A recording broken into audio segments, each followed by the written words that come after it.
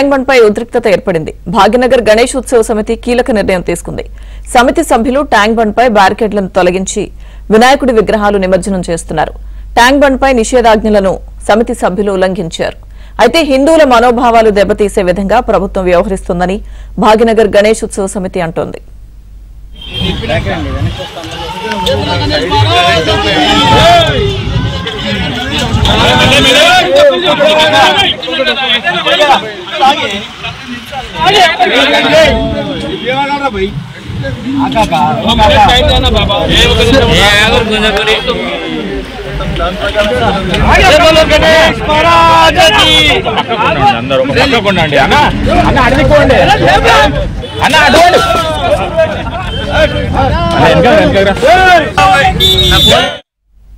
ఇదే అంశానికి సంబంధించిన మరింత సమాచారం మా ప్రతినిధి నుమాన్ అందిస్తారు.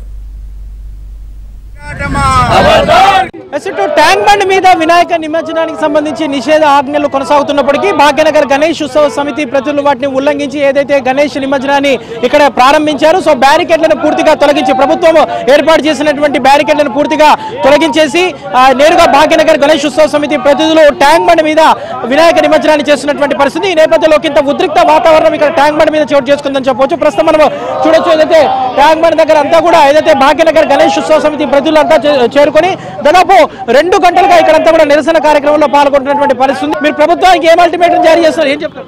ఇప్పుడు భాగ్యనగర్ ప్రజల పక్షాన, భాగ్యనగరం యొక్క హిందువుల పక్షాన ప్రభుత్వానికి మేము అల్టిమేట్ ఇస్తా ఉన్నాం. 4 గంటలకు మేము నగరంలో ఉన్నటువంటి ముఖ్యమైనటువంటి అన్ని గణపతి మండప నిర్వాహకులను సమావేశం పెట్టినాము. 4 గంటల లోపల ఇక్కడ ఏర్పాట్లు చేయడంలో ప్రభుత్వం ముందుకు రాకపోతే జరగబోయే పరిణామాలకు ప్రభుత్వాన్ని బాధ్యత. భాగ్యనగరాన్ని స్తంభిస్తాము. ఎన్ని రోజుల వరకు మేము నిమజ్జనం ఏర్పాట్లు చేయకపోతే అన్ని రోజులు భాగ్యనగరం రోడ్ల మీద ఉంటారు ప్రజలు.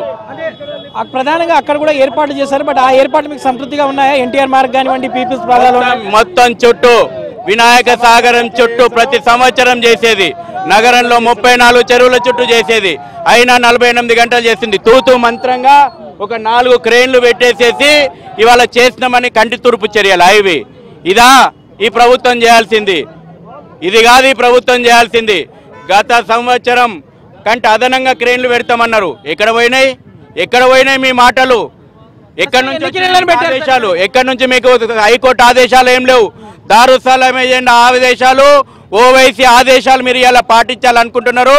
ప్రభుత్వమా నీవు ఆ తుగ్లక్ చర్యలు తీసుకుంటే జరగబోయేది నీ ప్రభుత్వం నిమజ్జనమే. కబద్దారు. హైకోర్టు ఎటువంటి ఆంక్షలు లేవు నిమజ్జనం మీద. ట్యాంక్ బండ్ మీద నిమజ్జనం చేయొద్దని ఏ హైకోర్టు చెప్పలేదు. ఈ పోలీస్ అధికారులు అనవసరంగా ఇక్కడ రాద్ధాంతం చేస్తున్నారు. ఇప్పటికే 48 గంటలు నిమజ్జనం జరుగుతుంది. సాయంత్రం వెళ్ళిన వినాయకులు తెల్లారి దాదాపుగా 36 గంటలు 48 గంటలు ఇప్పుడు నిమజ్జనానికి పడుతున్నది. ఇదే విధంగా కొనసాగితే భాగ్యనగరం ఎన్ని రోజులు నిమజ్జనం సాగుతుంది? ఇది కరెక్ట్ కాదు. ప్రతి సంవత్సరం ఎట్లయితే నిమజ్జన కార్యక్రమాలు జరుగుతాయో ఏర్పాట్లు ఈ సంవత్సరం కూడా అట్లే జరగాలి.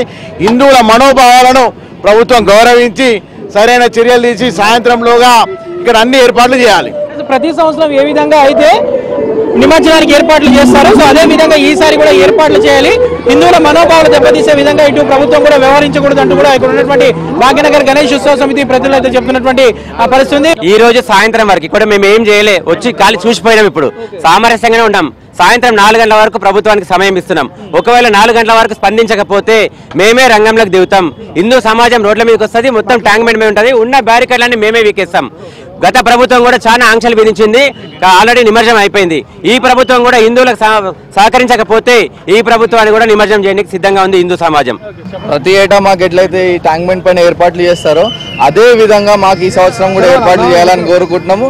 చేయకపోతే మాత్రం మా పెద్దలు ఎట్లయితే మాకు సూచన ఇచ్చారో అదే విధంగా ఆ సూచనను అమలు చేస్తూ 4 గంటలకి దీన్ని ముందట తీసుకుపోతామని చెప్తున్నాం.